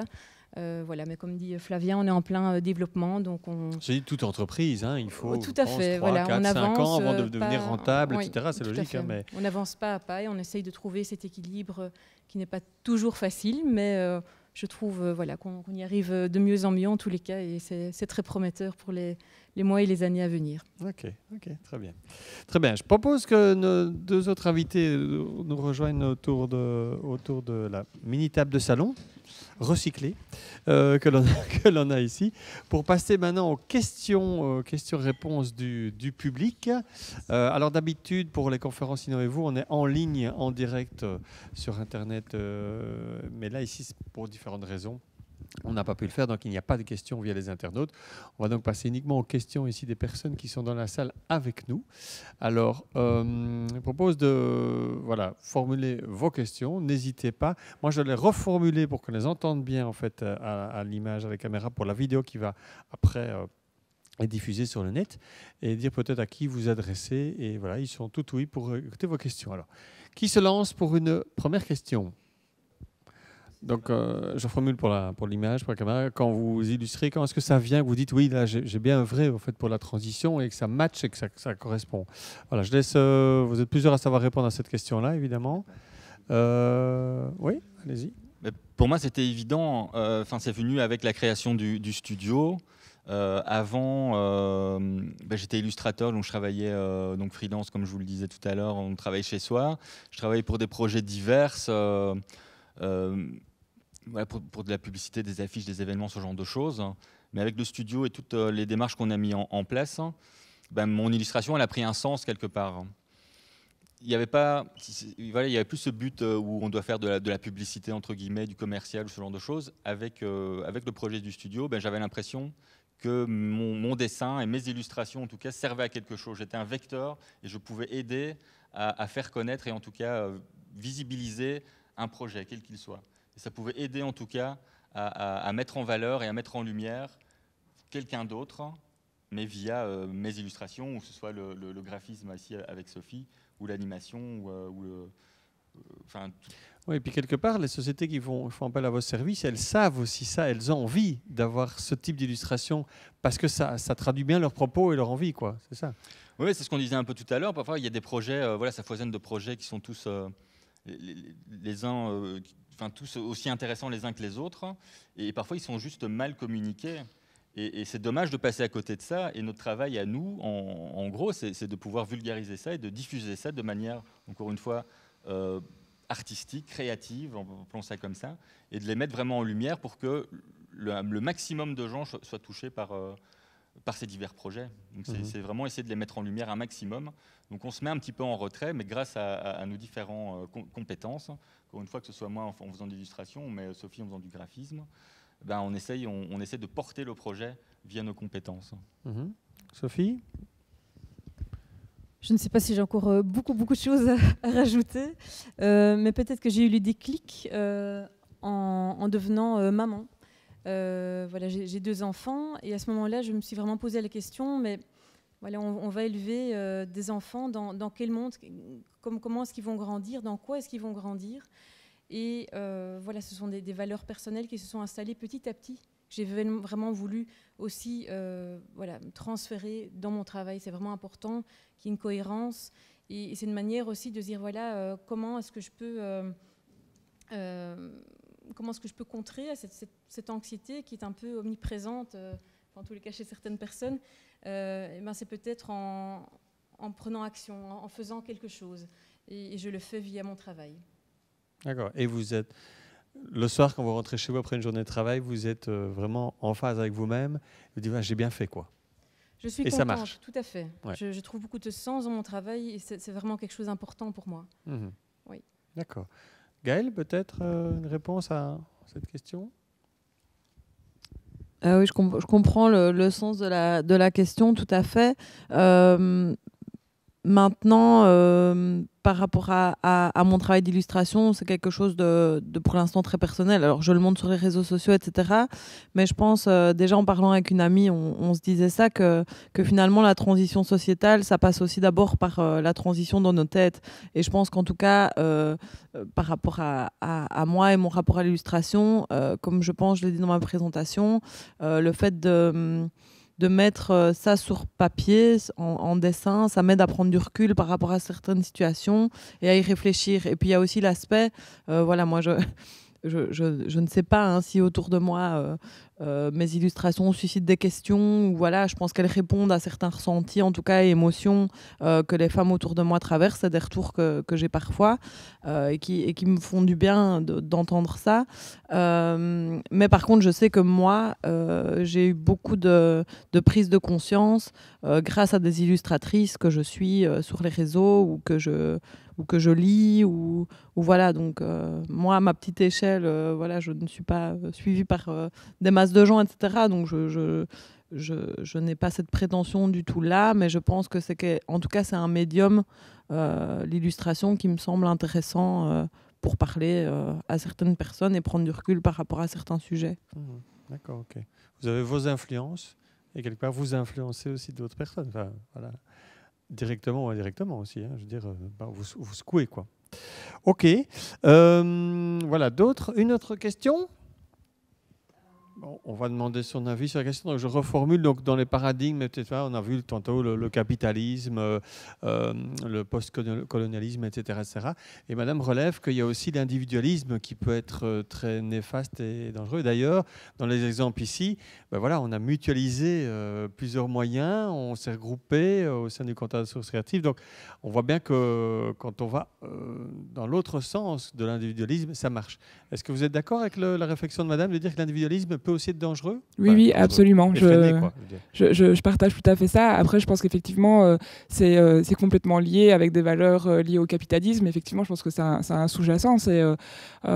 Et c'est marrant parce que dans l'article que j'ai cité là sur le patriarcat, c'est un peu ce qu'elle disait aussi, comme un frein au changement. C'est cette idée que le fait qu'on individualise cette société à l'extrême fait aussi, par exemple, que quand on veut questionner le patriarcat, les gens le prennent personnellement et donc disent oui mais moi je suis pas comme ça, mais moi je fais pas ci, et en fait on a du mal à faire passer l'idée de mais en fait je ne te critique pas toi, ou je ne critique pas telle ou telle personne, je dis juste que collectivement c'est ça qui se passe et qu'en fait il faudrait que ça change si on veut adresser des problèmes sociétaux.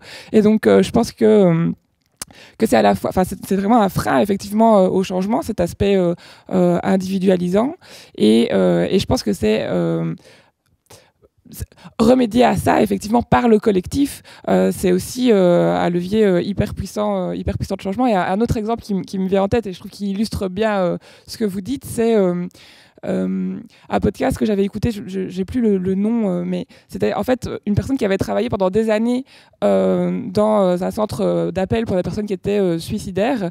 Et en fait, ce qu'il disait dans son podcast, c'est en fait, on a l'impression que les personnes qui sont au bout du rouleau, c'est des personnes qui ont traversé un traumatisme énorme et du coup qui peuvent pas faire face. Et en fait, il dit, moi, ce que j'ai pu constater en étant là pendant des années, c'est que il y a vraiment des parallèles en fait qu'on peut faire entre les histoires, et en fait ce sont des gens qui sont usés par le système, mais comme on est dans une société individualiste, en fait on nous dit que le succès est individuel, hein, soit maître de ta vie, réussis ta vie, etc.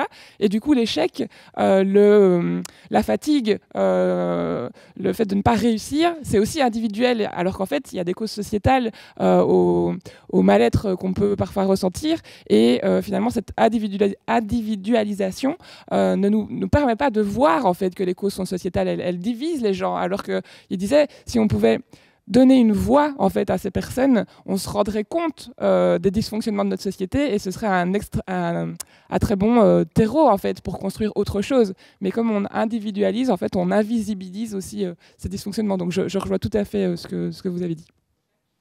Alors, je reformule la question. Ici, on parle donc des questions de genre qui étaient légèrement évoquées lors des exposés. Est-ce que là, est-ce qu'on peut aller plus loin? Est-ce qu'on peut faire plus de recherches dans le domaine? Est-ce que ça peut apporter des solutions de lutter contre tous ces projets genrés? Oui, alors après moi je ne suis pas une spécialiste du genre et des études de genre, donc moi ce qui va m'intéresser c'est les organisations alternatives qui vont en fait former des écosystèmes dans lesquels on va questionner toutes les logiques et de voir en fait mais quelles sont les conditions de ça en fait, pourquoi dans certains écosystèmes on arrive à questionner ça et qu'est-ce que ça génère en fait en termes de valeurs publiques et de soutenabilité. Après je pense qu'effectivement questionner le genre, et je laisserai sans doute que Gaëlle aurait des choses à dire là-dessus aussi, mais c'est clairement une solution parce que je pense que en fait, c'est vraiment cette idée de rendre les voix audibles. Et je pense qu'effectivement, il y a toute une série de dysfonctionnements aujourd'hui dans notre société qui impactent davantage les femmes. Mais comme, en fait, elles ont moins de voix, de nouveau, on ne voit pas ces problèmes-là. Et si on ne voit pas un problème, on ne peut pas l'adresser. Et je pense que dans les problèmes auxquels on fait face aujourd'hui, il y a quand même réellement un problème de manque de soins. En fait, et on dit que le travail du care en fait, est majoritairement aujourd'hui porté par les femmes. Et après, c'est pas du tout déterminé. Hein. C'est pas, je veux dire, on n'en est pas en étant davantage tourné vers le care, mais on est éduqué à. Et donc finalement, si on pouvait davantage donner de l'écho à cette voix du care, ça pourrait s'étendre en fait à d'autres domaines de la société, s'étendre aux soins pour la nature, s'étendre aux soins du vivant. Et donc oui, clairement, je pense que c'est pas un petit levier de changement en fait. Je pense que ça fait vraiment partie des leviers sur lesquels il faut agir. Gaëlle, oui. Je suppose que là, dans ce domaine, vous avez quelque chose à dire. Non, mais c'est parce que voilà, je ne suis pas du tout experte dans ces questions-là ni rien. C'est plutôt, comme je disais tantôt, des questions de ressenti. Voilà, que personnellement et autour de moi, je vois que ces injonctions liées au genre sont inconfortables pour beaucoup de personnes, et que rien que le fait de se questionner par rapport à ça et de s'en rendre compte, déjà simplement, c'est quelque chose qui change beaucoup et qui permet d'agir par rapport à ça, de s'exprimer par rapport à ça, et comme disait Claire Anaïs, de faire entendre sa voix par rapport à ça. Et c'est juste... Je rebondis parce que c'est vrai que c'est quelque chose dont on parle beaucoup aussi par rapport aux productions culturelles et par rapport à l'industrie culturelle générale, globalement.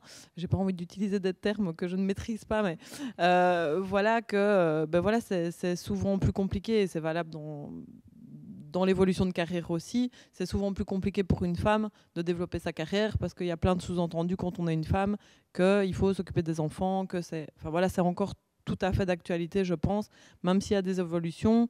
Je pense que c'est encore des questions qui sont fort d'actualité, et je pense que c'est intéressant aussi de questionner la place de la femme dans les productions culturelles, parce que c'est quelque chose qui influence beaucoup nos modèles, nos façons de fonctionner, et de se dire en fait c'est possible d'être comme ça. Et donc voilà, la façon dont la femme est représentée au cinéma, voilà, ce genre de choses.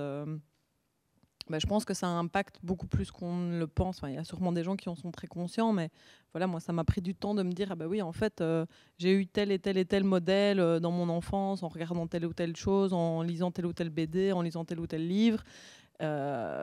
Et voilà, je pense que c'est des choses qui permettent, enfin bon, je passe un peu du coq à l'âne, mais voilà, qui permettent en tout cas de se re-questionner et de se dire, ce serait peut-être bien que dans l'aspect artistique culturel, on ait un peu d'autres modèles, et que je pense que ça peut être vecteur de changement aussi, mais que pour qu'on change les modèles qui sont transmis dans les productions culturelles, faut déjà être conscient que ces modèles sont limitants, quoi.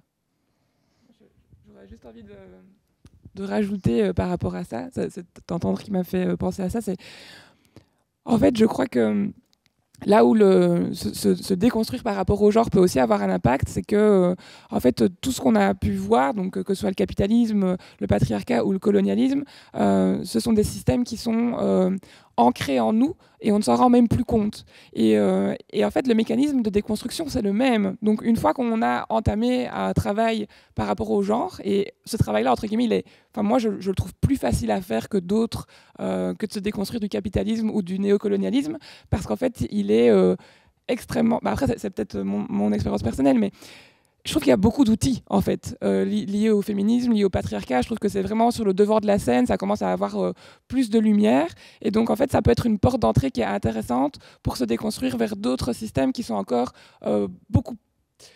qui sont moins questionnés aujourd'hui, mais une fois qu'on a fait ce travail par rapport au genre, c'est une porte d'entrée aussi pour questionner le patriarcat, et moi c'est comme ça que j'en suis arrivée à m'intéresser à tout ce qui est colonialisme par exemple, parce qu'au départ ça me passait vraiment très très loin, et puis de me dire mais en fait on est complètement dans les mêmes types de dynamiques, et donc je pense que c'est un processus qu'une fois qu'on l'a fait une fois, ça devient plus facile de le refaire pour d'autres systèmes.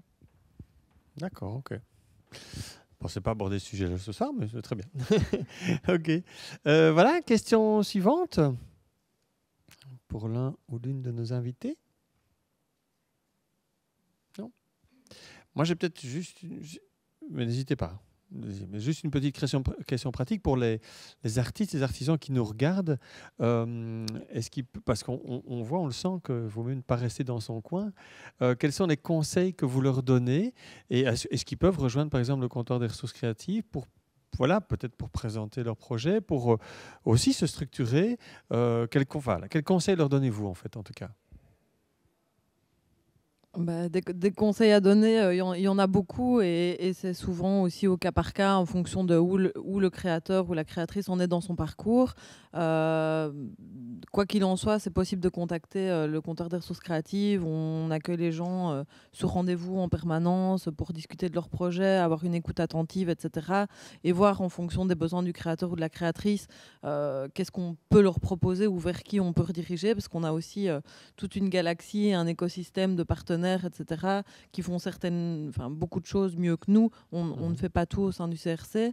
Voilà, on peut voir en fonction des besoins vers où rediriger les personnes et quels services on peut leur proposer. Donc c'est vraiment ouvert à tout le monde, en tout cas, sans condition, quoi. Vous leur dites, n'hésitez pas, quoi, ne restez pas seul dans votre atelier ou dans votre lieu de création. Oui, quoi. vraiment. Et surtout que je pense que ça transparaît dans la vidéo que j'ai passée, mais le CRC, c'est vraiment une chambre d'écoute des besoins du terrain. Et donc, le fait d'avoir des retours concrets de ce que traversent les créateurs, et tout le monde ne traverse pas la même chose, ça nous aide aussi à s'adapter, à nous adapter, à créer des nouveaux services, etc. Donc, c'est vraiment un peu notre terreau d'action, ce que les créateurs nous renvoient et viennent nous expliquer. Et donc, c'est vraiment important aussi pour nous ça rend notre action plus concrète et plus pertinente encore, quoi. D'accord, ok. D'autres conseils que vous voulez donner, mis à part contacter l'agence de communication Oyo? Moi, j'interviens, mais je dirais peut-être plus avec une casquette personnelle, et je serais intéressée de savoir ce que vous en pensez, mais je pense que quand on entame une démarche d'aller vers du durable, et avec toutes les déconstructions que ça engendre, je crois qu'il y a aussi une bienveillance à avoir envers soi-même, que ça prend du temps, qu'en fait nous aussi on a grandi dans une société qui est capitaliste, qui est patriarcale, qui est colonialiste, et et un peu se foutre la paix, enfin, avec ce truc de en fait je veux aller vers ça, je travaille pour aller vers ça, je lis, je m'informe, je rencontre des gens, mais ça prend du temps et c'est ok quoi, parce que sinon on peut vite en fait enfin, moi je l'ai vécu, et ce truc de « Ah, mais il faut que je change, mais je ne sais pas comment changer », et alors ça génère du stress, et en fait ça c'est la meilleure façon de ne pas y arriver, et de se dire finalement je préférais quand je ne savais pas tout ça, et je remets ça tout sous le tapis parce que ça ne m'intéresse pas. Et donc voilà, ça je trouve que c'est un élément qui moi en tout cas personnellement est important. Oui, Sophie? Oui, j'ai encore peut-être une petite chose à rajouter. Je rejoins tout à fait Claire Naïs là-dessus. C'est vrai que c'est important d'avancer lentement, mais sûrement. C'est vrai que voilà, dans mon cas, par exemple, j'ai travaillé pendant de nombreuses années seule à la maison, et je me suis dit corriger vraiment plusieurs fois en me disant je suis indépendante, je laisse tomber les bras, ça va pas, je rentre pas assez d'argent, je réussis pas, etc. Et finalement, voilà, j'ai retesté de retourner travailler dans une agence, mais ça ne me convenait pas non plus parce que je n'arrive plus à rentrer dans cette case, en fait, et d'avoir quelqu'un qui décide pour moi ce que je dois faire quand je prends mes vacances, quand je peux aller chez le dentiste, etc. Et aussi qui dirige mon travail dans une direction, surtout ça, dans une direction dans laquelle je ne veux pas aller. J'ai envie vraiment de pouvoir être actrice et donner du sens à mon travail. Et en fait, le fait d'être sortie de chez moi, d'être rentrée au hangar, d'avoir rencontré des personnes, d'avoir créé un collectif, ça m'a vraiment aidée. Donc je dirais vraiment sortez de votre grotte et essayez vraiment de rencontrer un maximum de gens qui sont dans votre domaine ou pas, qui peuvent donner des bons conseils. Il y a des plateformes comme le CRC qui mettent des gens d'un même domaine en contact les uns avec les autres. Il y a des structures d'accompagnement. Enfin, il y a vraiment moyen de s'épanouir autrement qu'en étant dans une case, en fait. Mais voilà, il faut garder courage en tous les cas, parce que ce n'est pas un chemin facile. Ça demande un certain courage, on va dire. Mais pour ça, il faut créer un réseau et un filet autour de nous pour avoir des bonnes bases et pouvoir continuer sereinement avec parfois des vagues russes, des montagnes russes plutôt, mais voilà, c'est important de faire dans ce quoi on croit en fait, et de donner du sens à ce qu'on fait. Très bien, ok, oui, un dernier mot de Claire Naïs? Je voulais réagir avec aussi par rapport à ces lieux où on peut se rencontrer. Je me disais, mais en fait, on est quand même ici hébergé par le TRAC, et le TRAC est aussi un lieu plateforme sur lequel on peut rencontrer. C'est un très bon exemple, parce qu'à la fois, il y a le côté artistique, Absolument. Il y a le côté accompagnement économique avec le BEP, il y a le côté scientifique, recherche avec l'UNAMUR, donc il y a beaucoup de choses. Ouais, en fait, le TRAC, au départ, c'est une plateforme qui a pour but justement de mixer des activités, des publics différents, des compétences différentes dans un même lieu, et de les faire se croiser en fait sur des thématiques comme celles que l'on a aujourd'hui. Et donc il y a aussi toute une communauté qui gravite à l'intérieur de ce TRAC. Il y a un Fab Lab qui va permettre aux makers de tester des solutions innovantes. Il y a de la recherche qui est faite, et donc qu'on peut aussi questionner. En fait, on est aussi nous disponibles si jamais les gens sont dans des interrogations sur le durable, parce que donc moi je fais ma recherche sur les lieux durables, mais j'ai une collègue qui s'intéresse à l'innovation durable, notamment au sein des entreprises. J'ai une collègue qui s'occupe, qui s'intéresse plus au processus sur la créativité, et donc tout ça c'est aussi en fait des ressources qui sont accessibles, je pense, quand on est dans une démarche de changement, et donc le TRAC est également un lieu ouvert par rapport à toutes ces questions-là. Oui, et puis ici, beaucoup de communication et de dialogue entre tout le monde, ces différents acteurs-là. C'est ça, exact, la richesse du lieu. Absolument. Et ça permet de pas non plus être trop dans l'entre-soi, même si l'entre-soi peut avoir de l'intérêt, mais de pouvoir aussi croiser en fait différentes dynamiques territoriales et différentes logiques par rapport à des problématiques qui sont par essence transversales. Donc, d'accord. Je laisse une dernière possibilité pour une question. Si quelqu'un a une question? Non? Bon, je dis, voilà, on est ensemble déjà depuis quand même. Oui, quand même. Donc voilà, je pense que c'est l'occasion maintenant de vous remercier en tout cas pour votre intervention, vos interventions, tout le travail que vous avez fait. Je sais bien que vous avez beaucoup préparé aussi, un petit peu stressé, mais ça ne s'est pas senti. C'était très très bien, très intéressant, et des aspects très différents de la chose. Voilà, merci en tout cas de nous avoir suivis. Les conférences Innovez-vous continuent au cours de l'année 2022. Là, on va se reposer un petit peu. On va laisser passer les fêtes de fin d'année. On espère aussi que le Covid va nous en y un petit peu peu moins. Je dis déjà au public, d'ailleurs, on ne peut pas boire un verre après, c'est norme Covid, mais on peut discuter après, à distance, en respectant les normes.